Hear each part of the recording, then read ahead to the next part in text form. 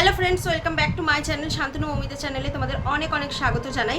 গতকাল রাতে আমরা প্রচুর নাটকের সম্মুখীন হলাম। অনেক নাটক দেখলাম। কাদের নাটক দেখলাম? অবশ্যই প্রীতম আর প্রীতমের ফ্যামিলিদের নাটক।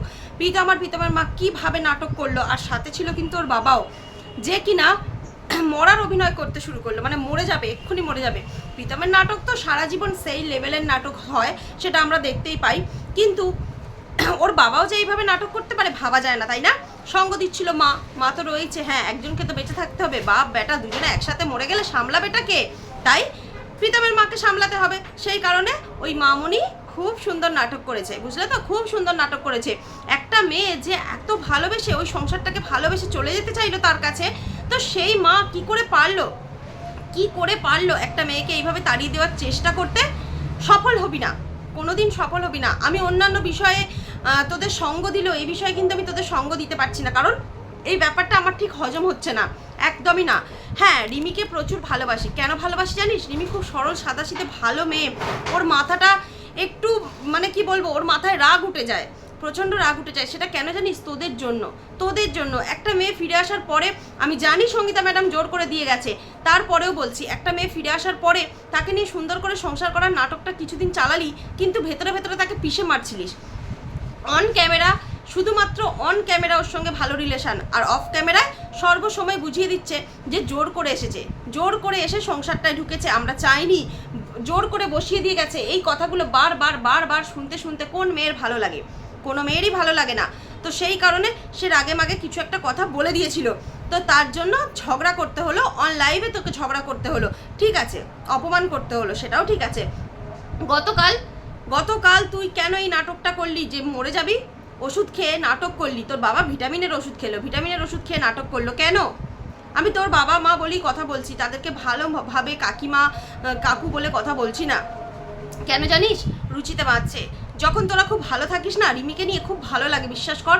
খুব সুন্দরভাবে তোদের সাথে কথা বলি, লাইভে গিয়ে কমেন্ট করি, কাকুর লাইভে কমেন্ট করি, কাকিমার লাইভে, সরি কাকুর বলছি, কাকিমার লাইভে গিয়ে কমেন্ট করি, প্রীতমের লাইভে গিয়ে কমেন্ট করি, রিমি তো রয়েছে।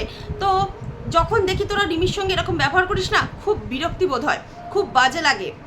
তুই কেন ওকে কনগ্র্যাচুলেট করেছিলিস? তুই দিশানিকে কেন কনগ্র্যাচুলেট করেছিলিস? তোর এটা উচিত হয়নি, একদমই উচিত হয়নি। নিজের স্ত্রী বাড়িতে থাকা সত্ত্বেও প্রাক্তন স্ত্রীর সঙ্গে সম্পর্ক রাখাটা তোর কত বড় ভুল হয়েছে সেটা তুই হাড়ে হাড়ে টের পাবি। তুই কি ভেবেছিলিস মেয়েটাকে উত্ত্যক্ত করে ওকে বাড়ি থেকে তাড়ানোর জন্য ডিভোর্স পেপারে একবার যদি সাইনটা করিয়ে দিতে পারি, তারপর দিশানিকে ঘরে নিয়ে আসতে পারবি আরামসে? সেই প্ল্যানে আছিস তুই বা দিশানি বা তোর ফ্যামিলি, সেই প্ল্যানে রয়েছে, তাই মেয়েটার সঙ্গে ভালো ব্যবহার করে চলেছে।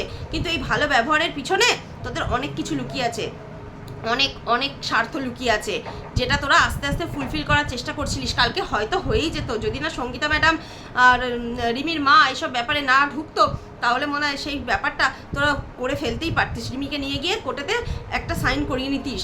কালকে রিমি সেটাই করেছিল, রাগের মাথায় সাইন করে দিতে যাচ্ছিল, সবাই বোঝানোর পরে হয়তো ও থেমেছে। রিমিকে বলবো, এত বড় বোকামোর কাজ করিস না, জীবনে সব থেকে বড় ভুল করবি ডিভোর্স পেপারে সই করলে। তোর জীবনটা তো নষ্ট হয়েই যাবে, ওরা তোকে দেখিয়ে কি না করবে, তোকে পুরো মানে বেঁচে থাকতে মৃত্যুর মুখে ঠেলে দেবে, এটা আমি গ্যারেন্টি দিয়ে বলছি। ভুল করেও কোনোদিন ডিভোর্স পেপারে সাইন করিস না, সব যন্ত্রণা সহ্য করে পড়ে থাক, আমি তো এটাই বলবো। যারা তোকে ভালো থাকতে দেয়নি, তুই নিজে ভালো না থাকলেও তাদেরকে ভালো থাকতে দিবি না, এটা আমি তোকে উপদেশই দিলাম বলতে পারিস। কেন জানিস? তারা তোকে নিয়ে সংসার করতে পারলো না। হ্যাঁ, সবাই বলছে জোর করে সংসার হয় না, কিন্তু জোর করে সংসার হয় না তো করতে এলি কেন? করতে গিয়েছিলিস কেন? যেদিন ঢুকিয়ে দিয়ে গেল সেদিন কোনো প্রতিবাদ করলি না, ভালো মানুষের মতো মেনে নিলি, জন্মদিন পালন করলি, বেড়াতে নিয়ে গেলি, এগুলো কি ছিল? দেখানো? কাকে দেখাচ্ছিলিস এগুলো? কাকে দেখাচ্ছিলিস? পাবলিককে দেখাচ্ছিলিস, ভিউয়ার্সদেরকে দেখাচ্ছিলিস, কিছু ক্রিয়েটারদেরকে দেখাচ্ছিলিস, সমাজসেবীদেরকে দেখাচ্ছিলিস যে হ্যাঁ আমরা ভালো আছি। কিন্তু অ্যাকচুয়ালি কি জানিস তো, আমি আজকে বলতে বাধ্য হলাম, হয়তো বাবলি ম্যাডামই ঠিক ছিল, বাবলি ম্যাডাম চায়নি রিমি ফিরে যাক, কিন্তু রিমি ফিরে গেছিল, রিমি কিন্তু খুশি হয়েছিল। রিমিকে যে সঙ্গীতা ম্যাডাম ফিরিয়ে দিয়েছিল ওই বাড়িতে, রিমি কিন্তু খুব খুশি হয়েছিল। রিমি মানে হাতে সর্বসুখ পেয়ে গেছিলো, মেয়েটা এত খুশি ছিল। তোরা অন্যায় করছিস জেনেও কোনোদিন ক্যামেরার সামনে এসে বলেনি যে হ্যাঁ ওরা অন্যায় করছে, ওদের বিরুদ্ধে কিছু করো। সবটা মুখ বুঝে সহ্য করে নিয়ে শুধু প্রীতমের মা আর বাবা তিনজনকে ভালো করে গেছে, সবার সামনে ভালো সাজিয়ে গেছে, সবার সামনে বলে গেছে না ওরা খুব আমায় ভালো রেখেছে, আমি খুব ভালো আছি।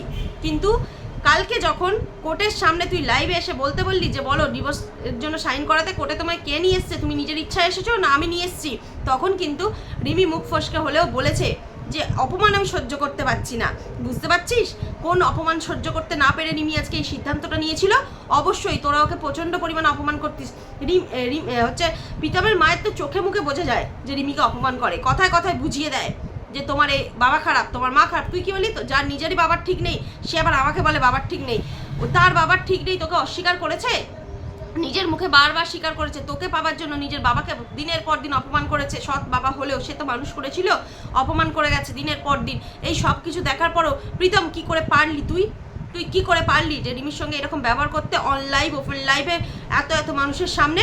ও তোকে বারবার বলেছে তোমার যা বলার তুমি আমাকে মানে ক্যামেরার সামনে বলবে না, আমাকে পার্সোনাল বলবে, আমাকে বকার হয় যা খুশি বলার হয় তুমি আমাকে পার্সোনালি বলবে, কিন্তু তোদের তো ভিউজ কামাতে হবে, তোদের তো টাকার দরকার, তোরা তো রিমির মুখটা দেখেই ভাইরাল হতে চাস সবসময়, তাই না?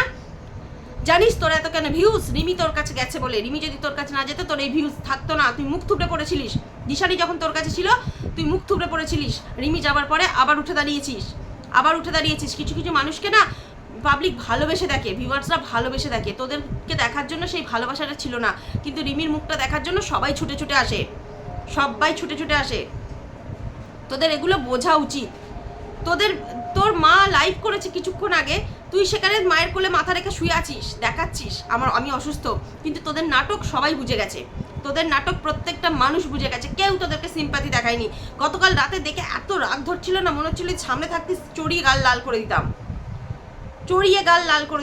তোর এই অল্প বয়সে বাঁদরামোগুলো না তোর জীবনের সব থেকে বড় ক্ষতির কারণ। আর আমি একটা জিনিস এর আগেও ভিডিওতে বলে দিয়েছি, তোদের এই 3টে মানুষের মধ্যে একজনকে পুরোপুরি শেষ হয়ে যেতে হবে, না হলে কারোর সংসার কোনো দিন হবে না, যে কোনো একজনকে শেষ হতে হবে, এটাই হইতব্য, এটা হতেই হবে, দেখবি, না হলে তোরা জীবনে কোনোদিন না সুখী হবি না, কেউ হবি না। 3জনকে নিয়ে ঘুরিয়ে ফিরিয়ে যেন গেম চলছে, সিনেমা থিয়েটারকেও না তোরা ফেল করিয়ে দিচ্ছিস, তোরা যা শুরু করেছিস। অবাক কাণ্ড রে, তোদেরকে দেখে জাস্ট অবাক হয়ে যেতে হয় যে তোরা মানুষ না অন্য কিছু। ছি, একটা লাইভে এসে এরকম নাটক করে যাচ্ছিস। তোর মা কন্টিনিউ রিমিকে ব্লেম করে চলেছিল যে রিমি আমার ছেলেকে মেরে ফেললো, রিমি আমাদের ওষুধ খাইয়ে দিল। কখন রিমি তোদেরকে ওষুধ খাইয়ে দিল রে? রিমি তো লাইভ করছিল, আমরা তো দেখতে পাচ্ছিলাম। নাটক করলেই হয়ে গেল? তোদের নাটক না পাবলিক নেয় না, আর সেটা বোঝ। তোরা যে নাটকবাজ ফ্যামিলি, পাবলিক নেয় না। উফ, আমি তো জাস্ট দেখে অবাক হয়ে গেছিলাম যে কি হচ্ছে, এটা কি হচ্ছে? এখানে যাত্রা হচ্ছে, থিয়েটার হচ্ছে। রিমি ভয়ে কাঁদছে, কেঁদে ওর মাকে ফোন করছে যে তোমরা কেউ কিছু করো। কেন জানিস? ও প্রীতমকে খুব ভালোবাসে, নাহলে তোদের মতো ছেলের মানে তোদের মতো ফ্যামিলির মুখে জুতো মেরে চলে আসতে হয়, শুধুমাত্র ভালোবাসে বলেই রয়ে গেছে, অপমান সহ্য করে চলেছে। আর এটা ও করতে থাকবে, কারণ তোকে ছেড়েও থাকতে পারবে না, তোর মুখে জুতো মেরে বাড়ি চলে যেতে পারবে না ও। কথা বলতে আসিস, নাটক করতে আসিস, লজ্জা করে না? কেচ্ছা দেখিয়ে এত বড় হলি, এখনো নাটক করে চলেছিস। তো চলো বন্ধুরা, ভিডিওটা এখানেই শেষ করছি। সবাই ভালো থেকো, সুস্থ থেকো, দেখা হবে পরে একটা ভিডিও। সবাইকে টাটা।